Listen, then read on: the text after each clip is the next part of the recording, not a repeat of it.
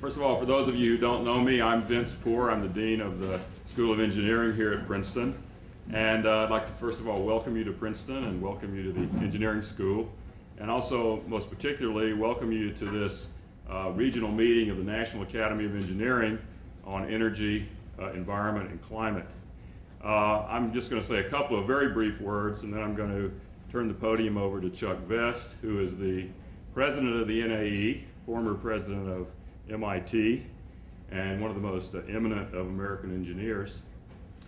But first, let me just say a couple words about the symposium itself, and I'd like to also introduce the organizers of the symposium.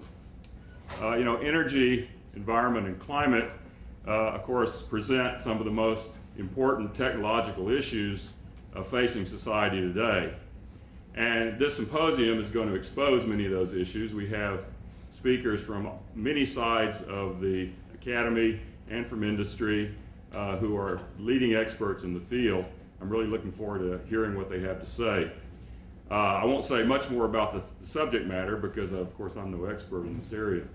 But I would like to introduce the organizers of this event. They're my colleagues Pablo De Benedetti, who is here from the Chemical Engineering Department at Princeton, George Shearer from the Civil and Environmental Engineering Department at Princeton. Both of them are also members of the National Academy, so I really thank them for their part in organizing this event. Looks like a very wonderful afternoon in store. I'd also like to thank the National Academy for honoring us with the opportunity to host this regional meeting, and we're very delighted to be doing so. And I think with that, I'll turn the podium over to Chuck Vest. Chuck?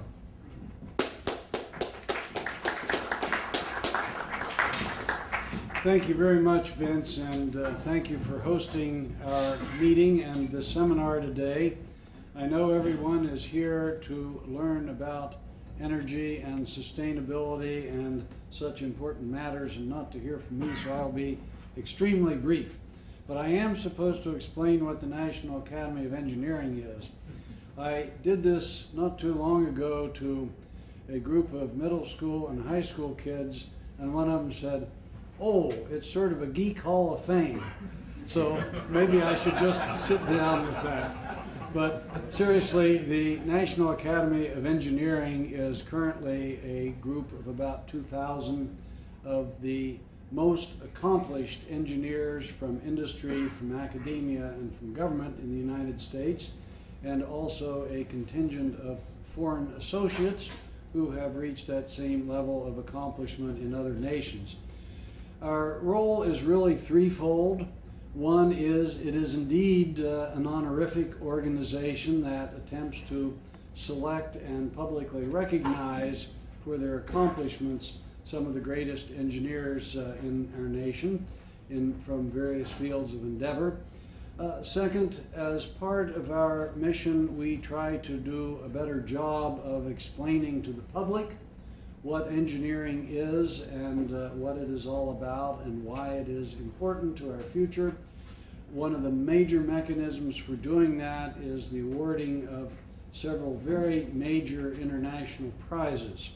I will mention just quickly two of them. One is the Charles Stark Draper Prize, which really is the most coveted award given within the United States for engineering accomplishment. It went this year to Rudy Coleman, the inventor, of course, of the Coleman filter.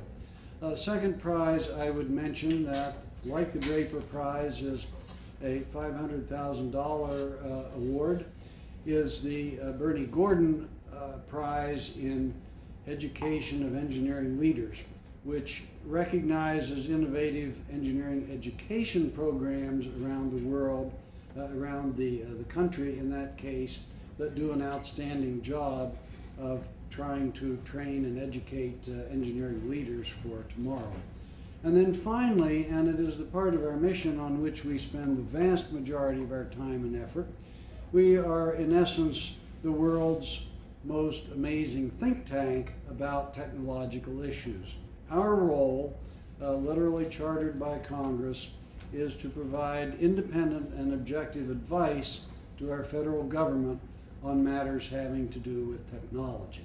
So the vast majority of the work of the National Academy of Engineering, frequently done jointly with the National Academy of Sciences and or the Institute of Medicine, is done by consensus studies, by bringing together groups, committees of our members and of other experts who bring the right set of knowledge and experience to the table to explore in depth key issues that are either requested by the federal government because of their technology content, or occasionally things that we, our members and our council, believe are things that we should take on whether or not we have been asked. So I appreciate very much the opportunity to be here in Princeton, and I'm looking forward, since I'm away from my own campus, away from my own town, to actually be able to sit and listen to a full seminar this afternoon. And Rob and your colleagues, I'm looking forward to it very much. Vince, thanks again for hosting this.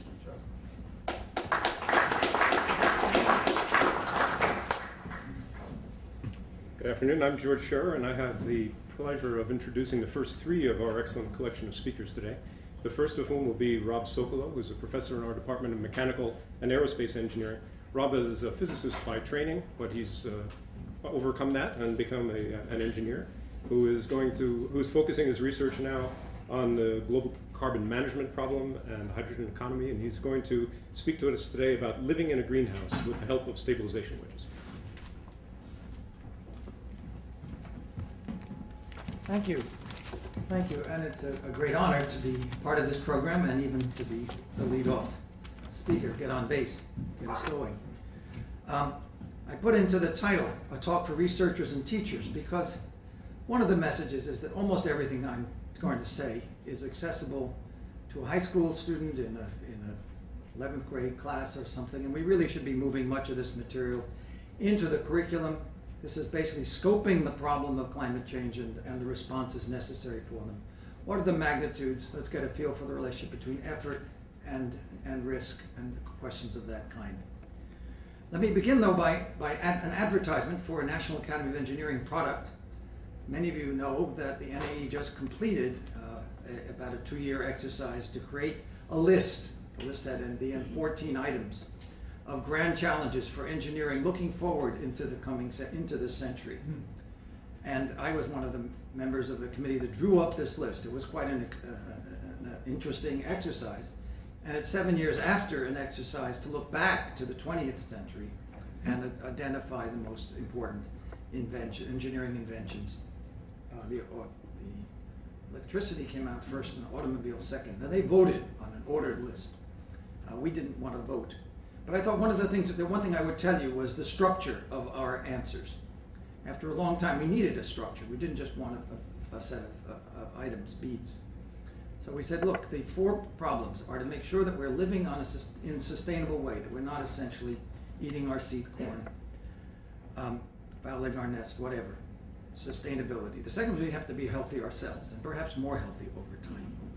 Third, we have mischievous elements within our own selves and our own population, and we have a hostile, or we have an indifferent set of natural forces. So we have vulnerability to contend with. And finally, when we have those 3 in place, the important thing is to enjoy ourselves, deepen our understanding of our own condition, do new science, and so forth. And within that 4 categories, we develop this list. And I think that structure is something to commend it. Today's talk is surely entirely, or nearly entirely, in the first category of continuing to have a sustainable planet. So I'm going to talk numbers. I'm going to ask you to understand the size of the climate problem and do something which makes it much easier, which is to use a consistent set of units through the paper. There are on this planet at this moment 800 billion tons of carbon in carbon dioxide. You can go out and weigh it, and there are various ways of doing so that you can think up. There are 3 other numbers here. 600 billion tons of carbon on the planet was the amount we had about 200 years ago and about 1,200 years ago. It's called the pre-industrial concentration. It was relatively flat. So we're 1/3 above that today, thanks to our burning of fossil fuels. 400 billion tons of carbon was the amount of carbon in the atmosphere at the depths of the ice ages. We don't know the full details, but the carbon content and the temperature have moved together, as we can see through the ice core bubbles, over several ice age cycles. And 1,200 billion tons of carbon is 2 times 600. It's no more nor less than double the pre-industrial concentration, and where many of the arguments today about where we want to stay, what level we want to stay below, are found. Sometimes people say do much better than that, maybe 1,000 instead of 1,200. Others say relax and accept a higher number. But the argument is a political argument informed by as much science and technology as we can provide about where we should try to stabilize concentration, some kind of a limit. Maybe we'll come down from there someday, but what should our target be? So you immediately see that there's something called headroom from where we are to where we choose to place the target. And I'll pick 1,200 consistently through this talk as a reference point. We have therefore 400 billion tons of carbon buildup in the atmosphere left. And that can be some combination of, and it raises immediately questions of allocation among the peoples of the planet and between the present and the future. On this slide, I also place the other unit that people usually use to discuss the amount of carbon in the atmosphere, the concentration. Today, 380 of any million molecules of air that you are breathing right this minute are going to be CO2 molecules. And of course, the atmosphere is a certain size. So there is a one-to-one relationship, which is a problem I assign in every course I teach, essentially in the first week, to get people comfortable with units. What's going in and out? Well, about 8 billion tons of carbon are going into the atmosphere per year right now. They are being dug out of the ground in coal, oil, and gas, and roughly 1 for 1 going into the atmosphere. A small diversion into things like petrochemicals, as you know, and then oxidation of those over time. So think 8 in, 800 there, 1% addition, and then it doesn't all stay. An approximation that is very useful for doing first order calculations is half stays. The other half is approximately split in two between going into the ocean and net additions to the land. But I'm also going to propose that half stays in is another useful approximation to be able to get a feel for the calculations and for the basically connection between emissions, ultimate target, therefore pace and time and so forth. There's really not much more needed to get a sense of the quantities. And so, for example, if you define a headroom and half stays in, you're allowed to add 800 billion tons of carbon to the atmosphere. If we're adding 8 billion tons right now, you can ask what triangle of a linear descent from where we are would contain exactly that much addition, and it's 200 years that is the time period that you figure out. You can also note the slope, and the slope, Harvey Lamb, member of the Academy, and I wrote a paper on this, and we defined that slope to be the pace, and the pace is 4/100ths of a billion tons of carbon per year. It has those units. And so with a pace, so everything is defined by the decision to stick with half stays in, and so forth. Then you can immediately discuss procrastination, much on people's minds today. Look at that trapezoid on the left, four-sided figure. I guess it isn't a trap. Four-sided figure. It has a rise. Assume that rise is constant. It is today's rate, let's say, of increase of carbon emissions per year. Emissions per year, increase per year.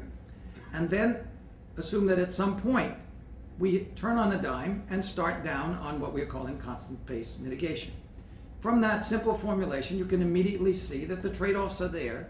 And if we take longer, we have two choices. We either accept a higher target, or we have to come down with a faster pace. Now, the problem that has had almost no attention and is a wide open issue is what pace is possible at what cost? How fast can we climb down from the carbon emission rates of the present time? Can we come down at a rate of 4/100ths of a billion tons of carbon per year, which was the slope you saw there? Is that really easy, and you can go for twice or 4 times that? So what you have on that graph is exactly what your answer comes out to be when your procrastination is measured in years. That's the length of the business as usual period. And you find that at the present time, if we were to choose today's slope and say we could never do any better, we would be losing 20 billion tons of carbon per year from where we are today, from that headroom of 1,200 possible today, it would be up to 1,220 in 1 year and 1,240 the following year. In other words, that's the rate at which we are throwing away possible targets if the pace is constant. Or if we hold the target constant, we would have to increase the pace by a certain amount to get a job done, and you get the point. Now, Steve Pacala and I went at the same problem in a slightly different way with another pedagogical tool, asking about that 8 billion tons of carbon per year, and looking back, first of all, at approximately 50 years back, a little more than that, to 1950, 5 times less carbon was being pulled out of the ground 50 years ago than today. It's really a modern phenomenon in the lifetimes of many of you in the room to have done all of this, or most of this. And then with all that blank space on the right, there's room to ask 2 questions. If we do not take carbon seriously, if we buy the argument that it's a hoax and we can do something else with our time, what will be the emissions in 50 years? Lots and lots of professional papers, largely out of the discipline of econometrics, assuming a growth rate for the world economy, a decarbonization rate, movement of technologies from north to south, and so forth. A whole sea of papers. Second question, if we really care about carbon, how well should we do 50 years from now to be at all pleased with ourselves? Again, lots of different arguments. And Pacala and I just drew 2 lines and defined a 50-year binary choice. That if we did nothing, something like double the carbon emissions rate would be in place. And if we worked real hard and got the carbon emissions to be constant 50 years from now, we should feel pretty good. We should throw a party. I turned to my class who will be around in 50 years, and I said, I'd love to endow that party. If you make it, you can have the drinks. Otherwise, you have to figure out what the otherwise is. So that's the choice which has helped a lot of people understand. There's a downward arrow at 50 years, because that's only, you can't stay at 8 billion tons of carbon. You come down in the following 50 years, all the way to a net zero carbon emissions, balancing the natural sink. And then you will have done the job, and you will have some level of carbon at the end of it. I do note that if you take 8 billion tons of carbon per year and divide by the world population, you get something like 1 ton of carbon per person per year, as, if you like, your allocation out of the total emissions today. Needless to say, we Americans use more, lots of very poor people use less. And the interim goal, have in mind, no more emissions in 50 years than today. If you want to put carbon concentrations or quantities to that, you can beat the doubling, the 1,200 number, but not by much if you get to stabilization 50 years later. If you displace that whole thing by 50 more years, decide on at the point 50 years from now to get serious, again do things in 2 50-year time periods, you'll approximately triple 1,800 in the units we were talking about, the billion tons of carbon in the atmosphere. So beat doubling, except tripling, is approximately what's implied by this binary choice and some additional assumptions. Today's conversation is more in degrees Celsius, as I'm sure you have noticed. So the Europeans are now talking about, at Bali we're talking about the world committing itself to no more than a 2 degrees Celsius temperature rise. It's hard to connect that to an emissions rate because there's wide uncertainty in exactly how that works. But by now that's actually coded to be a single emissions answer. And even though there's a sort of the center of the probability. So 2 degrees is faster than the curve that Pacala and I drew. You have to turn from the constant emissions at about the 25-year point in order to make it 2 degrees. And then reach stabilization shortly after that. And then maybe you can pull that off. So global emissions, half of today in 50 years, versus the full emissions, is roughly between the 2 degrees and the 3 degrees Celsius, 3 being more or less what Pacala and I wrote down. So you have a sense here of the immediate connection between how hard you're going to work and where your stabilization target is going to be located. Just take that 1 ton of carbon per year and say, how much is that in relation to things that people do? Well, if you drive a car 10,000 miles at 30 miles a gallon, you will put a ton of carbon into the atmosphere. If that happens in a year, a ton of carbon per year. You've used up your quota. Okay? If you fly the same distance, roughly 10,000 miles, in commercial aircraft, you're about using up a ton of carbon, too, your whole quota. For many of us, that airplane travel dominates our particular footprint. My own home in Princeton, moderate sized, average US climate, natural gas heating, moderately well insulated, about a ton of carbon a year going into the atmosphere in the natural gas. I share that with my wife. It counts a half for me. And for electricity, of course, you have to know the carbon intensity of electricity. Pure coal power, 300 kilowatt hours a month. Some of you have some sense of your own consumption, would use up your quota. New Jersey, about double that, because we've got nuclear power and natural gas in the mix, and we have about half the carbon intensity of pure coal. So you have your reference point. It isn't much. It's very easy to be 5 and 10 times that. The US average is 5 times that. Many of us are well above the US average, and so forth. We did this number. It's important to know this number for Princeton because, so this is one more unit.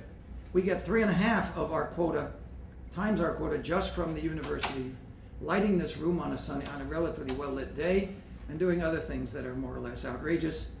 We probably could turn the lights off here pretty comfortably. This is just another number, and of course the university committed to bring this number down, and lots of students working on that. When I sum up what I think our task is, I say this: never in history has the work of so few led to so much being asked of so many. The few are the environmental scientists, some of whom you'll hear from today. We are not going to have an easy time doing this job. On the other hand, there is grounds for optimism because we have such an energy and efficient system today. Carbon emissions have not been priced or just beginning to be priced in the European market, not priced at all in the US as of today, but soon in New Jersey at a very modest level through a new policy. And there's a lot of the construction of the physical plant, infrastructure and whatnot, of the world, not so much the US, but the world, that lies ahead in the next 50 years. So we can do things better. Colin and I did one other thing in that paper. We said 1 billion tons of carbon, a nice number 1. That's a nice number. Let's divide that triangle into 8 equal pieces and define a physical unit and give it a name. We called it a wedge. And a wedge is a campaign or a strategy that results in 1 billion tons of carbon per year not being emitted 50 years from now. This enabled a discussion of trade-offs, of participation, of portfolios, and so forth. And if you think of that triangle by itself and call it straight line, it's also 25 billion tons of carbon not emitted into the atmosphere over the 50 years. If you then give a price, which is a representative price of carbon savings, it's going to be about $100 a ton as a reference point of carbon, $30 a ton of CO2, the more frequent unit today. That's $2.5 trillion to accomplish that wedge. That's the ballpark of several of these activities that will presumably go in parallel. And where are we going to find our wedges? Well, we need some categories. So this 6-fold categorization system commends itself. Energy efficiency is at 12 o'clock number 1, first among equals. There are so many things across the entire world economy that can be done to have the same accomplishments with less energy. Then we have the split between decarbonizing electricity and decarbonizing fuels at 2 and 4 o'clock. The electricity problem is such that today 40% of the carbon atoms go into the atmosphere in the power plants of the world, and 60% where fossil fuels are used directly. That's vehicles, a little less than half of that, and stationary applications like home furnaces, steel mills, and so forth. So they have to be separately decarbonized. Neither one can do anything like the whole job. Decarbonized electricity, of course, has many options, and of course the whole panoply of renewables, and nuclear power, and decarbonizing the coal plant itself with carbon capture and storage. Decarbonizing fuels is harder. There aren't so many options. So at 6 o'clock, you have the observation that under a carbon-constrained world, technology is going to move to electricity. There's always a tendency, there's been for a long time a tendency, greater electrification of the economy to go still faster. And we have, notably, the plug-in hybrid car, or plug-in pure electric car, which takes fuel out of an application in favor of electricity, and the heat pump for space heating is another good example. So that will be, and that's 6 o'clock. That will be another major set of activities on the landscape to save carbon. We have the biological system, the forests, the grasslands, the life in the oceans, to manipulate, to increase carbon storage. A larger amount of carbon in the land, in the biota means less carbon in the atmosphere. We can do some, but not the whole problem, at least as the people who know more about this field tell me. We can increase the size of the standing carbon in the forests, and in a few other strata, maybe below ground in the soil with agricultural changes in crops. At 10 o'clock, I remind myself that it is not just CO2, although it's the only gas I'm talking about today. It's about 2/3 of the total. Unfortunately, we do not have many clever ideas about how to manage methane. We can't really close the methane cycle the way we can close the carbon dioxide, or nearly close the carbon dioxide cycle. Nonetheless, there are genuinely wedges outside the CO2 world. My friend David Hawkins said this. He said, the wedge model is the iPod of climate change. You fill it with your favorite things. There are these blank wedges, and you put things as you like in them. But others fill it with different things. And so implicit in this whole concept is negotiation. And Hawkins himself came up with a U.S. Stabilization triangle intended to be matched to the global one, and filled it with his favorite things. He works for the Natural Resources Defense Council, an environmental NGO, which doesn't particularly like nuclear power, so their wedges don't have any nuclear power. 4 of them are in efficiency, 1 is in renewables, and 1 is in carbon capture and storage. And notably, this triangle is different from the triangle I drew in what important dimension, what important feature. It doesn't have a flat bottom, but the global one did. So I have an interesting time with certain student groups. Say, well, why would you expect that to be necessary? And some do not see that it is essentially essential in a constant emission globe world for the U.S. to make some room for other countries who are growing. But the Europeans understood this, and the Americans understand this, and every piece of legislation you can find, that somehow we have even in a constant total, we certainly need to be making room. And this is drawn with a 60% cut in 50 years, with that sort of thing in mind. So I go on a wedges hunt, and I say, now at this point, a talk can take 10 hours or 10 minutes. I've got more like 10 minutes, and I want to discuss 2 particular categories of wedges, classifications of the wedges, efficiency wedges, and wedges that replace coal power. I think that was 12 and 4 o'clock in the previous picture. On the efficiency wedges, we have to realize how much of the problem we have created for ourselves is related to our exuberance, our ways of living well. We are increasingly creating the carbon emissions by the things we actually like to do in the form of consumption. These are not primary energy industries dominating the scene. 60% of the oil is used in vehicles, and 60% of the electricity in buildings. In the United States, 70% electricity is used in buildings. As you get wealthier, the percent goes up because we are more and more a consumer society. And so if we build a power plant, it's because we're building buildings. And they've got appliances, air conditioning, lighting, and whatnot in them, 1 for 1. So an efficient use of fuel, using that same number of a ton of carbon per year for a 30-mile-a-gallon car, you obviously can get the automobile industry of the world says there'll be 2 billion cars on the planet in 2050. They'll use, if they are 10,000-mile, 30-mile-a-gallon cars, driven 10,000 miles, it will be a wedge. It'll be 2 billion tons of carbon into the atmosphere. And a wedge, if you either double the fuel economy, the same emissions, or with the same length of distance driven, or keep the same fuel economy and drive half as far because you've reorganized your cities, you're not commuting so much, there's not as much sprawl. And if you do both, you have a wedge and a half. And you see how this game works. In the electricity, one thinks about efficient electricity use.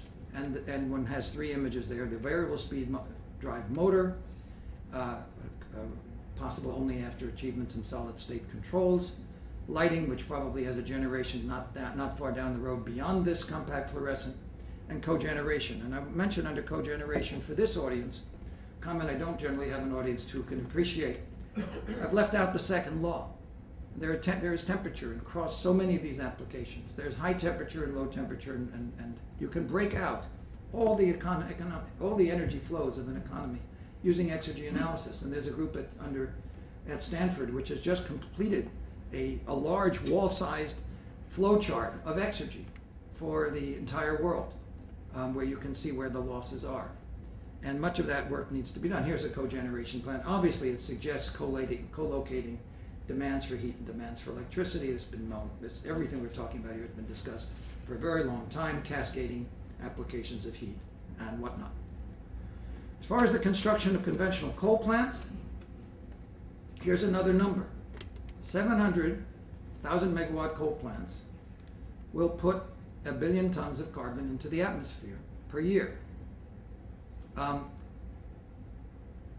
megawatt coal plants. about 1.5 million tons of carbon each per year. So we get wedges if we don't build them, and we're on track to build multiples of 700, 2 and 3 times 700 over the next 30 years. Largely in the developing world, but a substantial number of them, at least until recently. One has to keep updating one's views on this in this country. So what are we going to do instead? Well, 1 for 1, a nuclear fission plant will substitute for a coal plant. Both are base load. 1,000 megawatts is not indeed something close to the bite size of these things. And so where does that relate to any other scale? Well, we have 300,000 megawatt nuclear plants globally, 100 in the US. So tripling the current fleet will give you a wedge if they're displacing coal plants. And phasing out nuclear power is minus a half a wedge. That picture is one I really commend to you, because this is not the way most of us think of a nuclear plant today. It has a feature in the foreground which is more and more common, which are the dry cask storage casks, dry casks, but I guess the dry casks that store spent fuel. They are what happens is the power plant waste first goes into a swimming pool, and then after a few years and it's not as hot, it goes into these dry casks, and they work. And they've taken the pressure off things like Yucca Mountain, because they are going to be sort of safe for 100 years. We have interim storage. The pressure is off provided we renegotiate a contract with society, because the contract initially was there will be no burden on any future generation from the waste we generate. We put it away, and that will be that. And now we have a solution which does burden people 50, 100 years from now. We'll have to do something to that cask. It's a different arrangement. It's a different deal.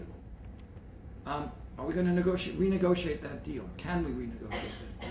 Can countries which never made that deal start off in a different direction?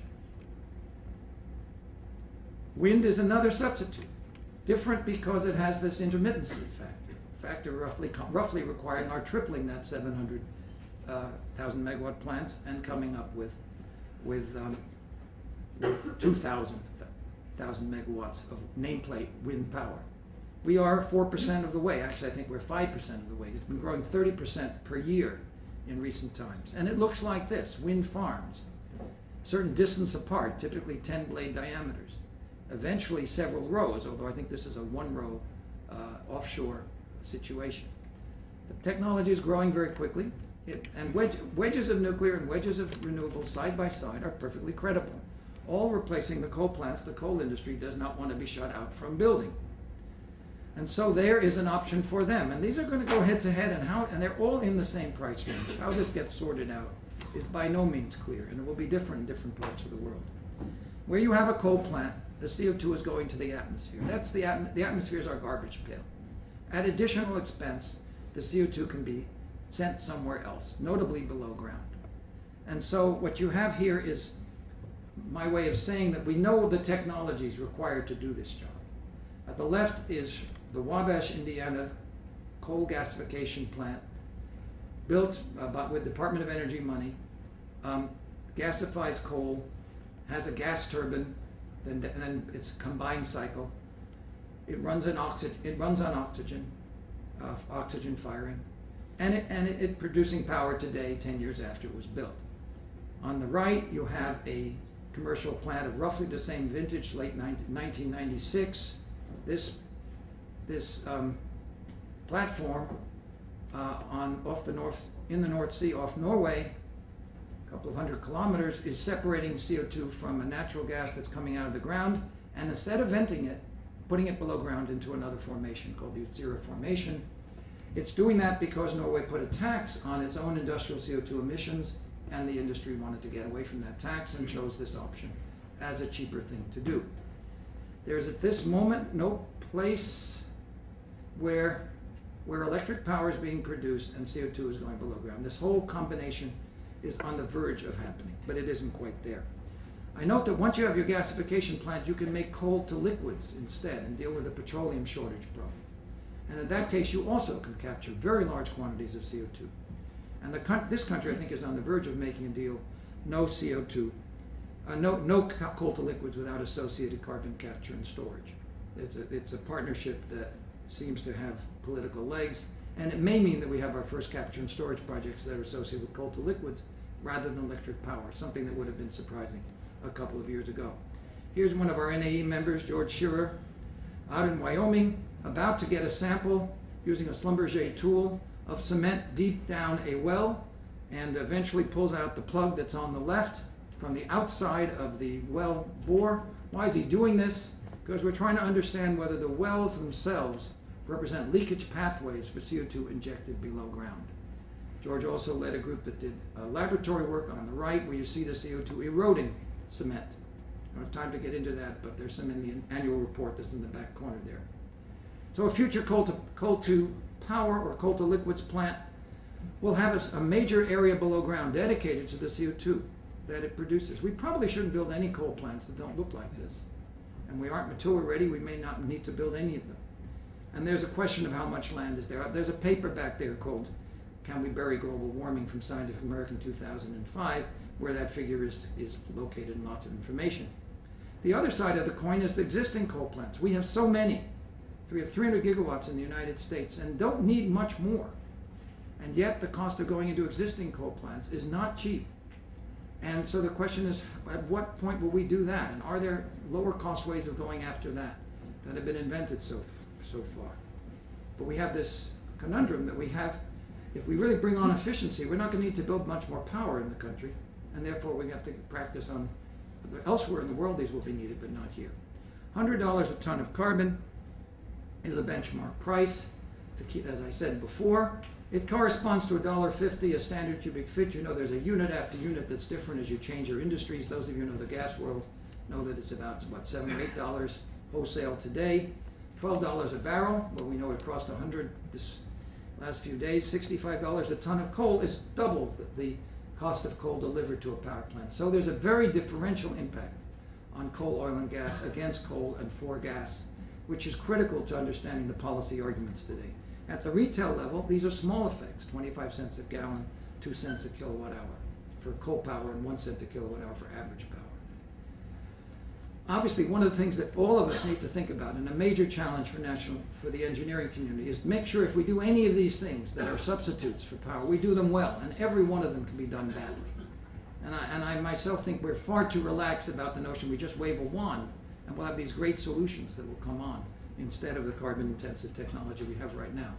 Every one of them has major cautionary elements to it, as we've seen with the biofuels. Another and final, nearly final comment is that one of the things that's happening in the current dialogue, and particularly it's coming from the engineering and physics communities, people, okay, this is a really serious problem. Let's solve it in a different way. Let's think outside the box. Let's go after the planet as a whole and manipulate it so that we keep putting up the CO2, but take it down somewhere else, directly from the air, for example, or compensate for the warming by increasing the albedo and reflecting incident sunlight. A couple of percent will do the job. Let's get on with engineering the Earth.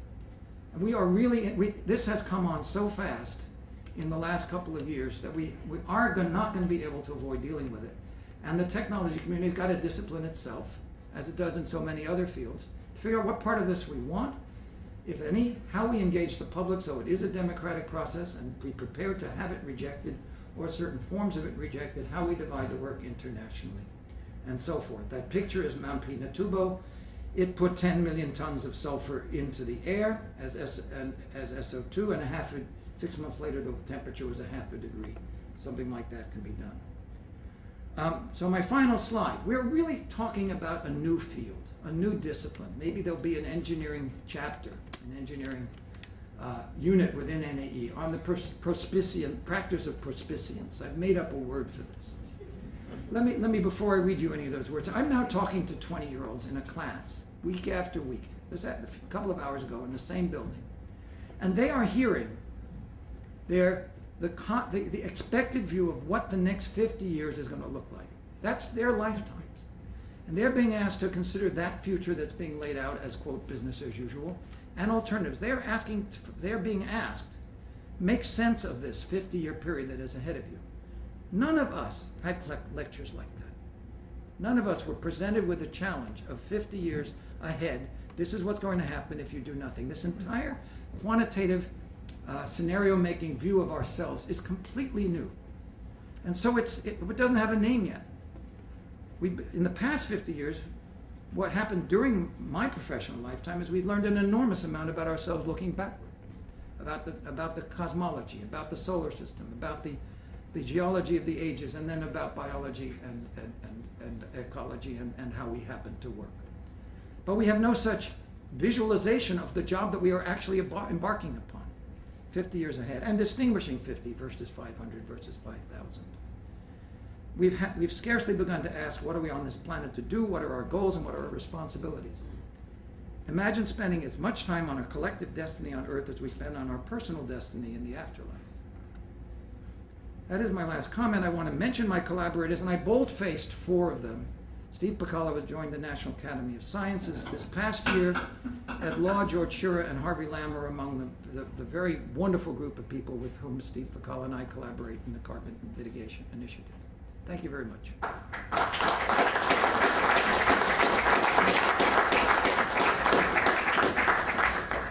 I'm going to handle a couple of questions. I guess we've got 5 minutes inside my interval.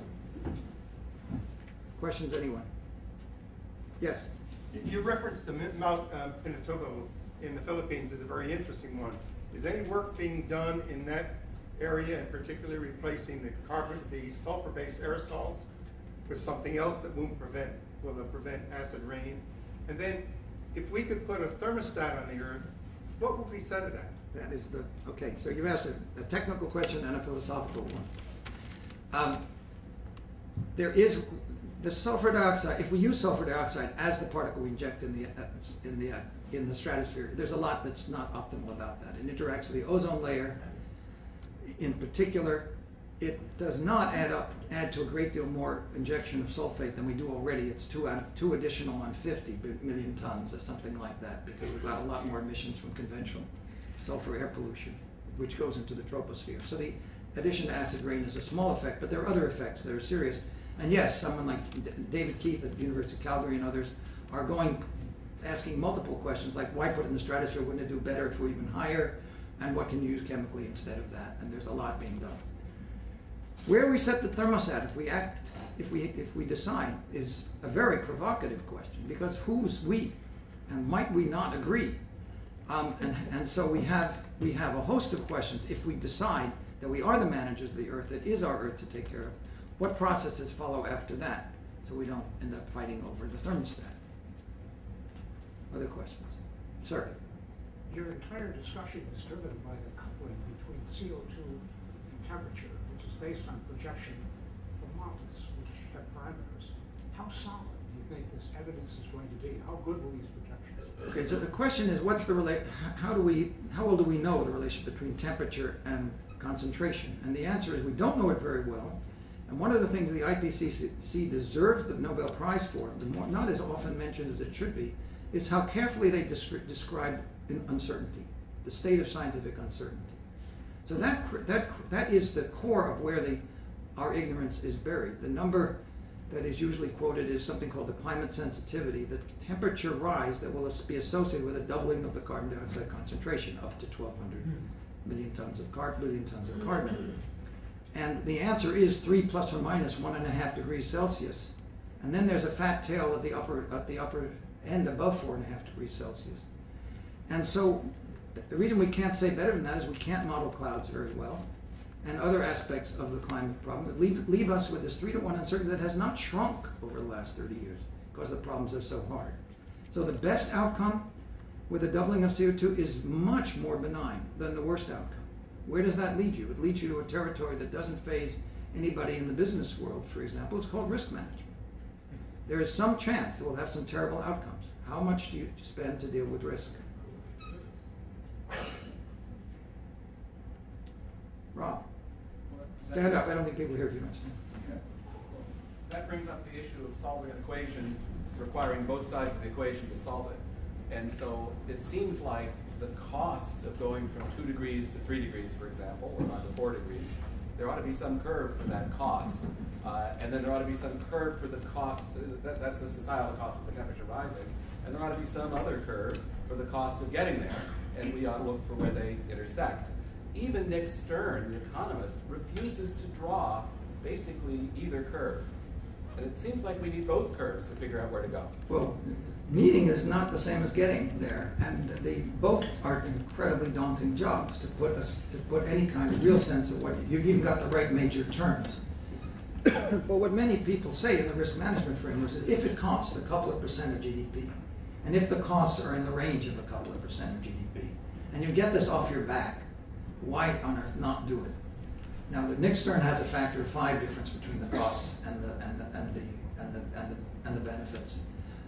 Others would argue with that. But if they're in the same ballpark, the kind of costs you're making, and you've got too much that you can't quantify to do much better than that. The public may decide they just don't want to do it. They would rather live with the risks, which I didn't spend any time on at all, and be fat and happy. It's not a bad bet that that's where we'll end up. This is a description of what we might do in the medium term, and then following that, because that era goes down at 50 years, bring on other things that we can't now do. Rob Goldson, who just asked that question, is the head of the fusion lab at Princeton. His technology comes in the second 50 years, if we take this problem seriously. One more in the back? George, you tell me when I have to stop. What is the scale of temperature change for carbon versus like the scale of temperature change from natural fluctuations in the sun? Oh, the sun. They're not comparable at all. I mean, the sun has been the output. Well, what do we know? We know accurately solar output since we've been measuring with satellites, and it's varying extremely little. Does that mean it wouldn't just decide to burp someday? Of course, we don't know that.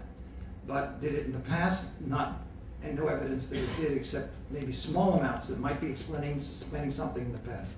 But no, the primary likely source of warming is the carbon dioxide and its interception of outgoing infrared, line broadening around 11, 12 microns, where there's a CO2 absorption peak, right, where this infrared radiation is trying to go to space, and its amplification with water vapor. That explanation is by far the most robust and likely to be right. There may be other things that contribute here and there.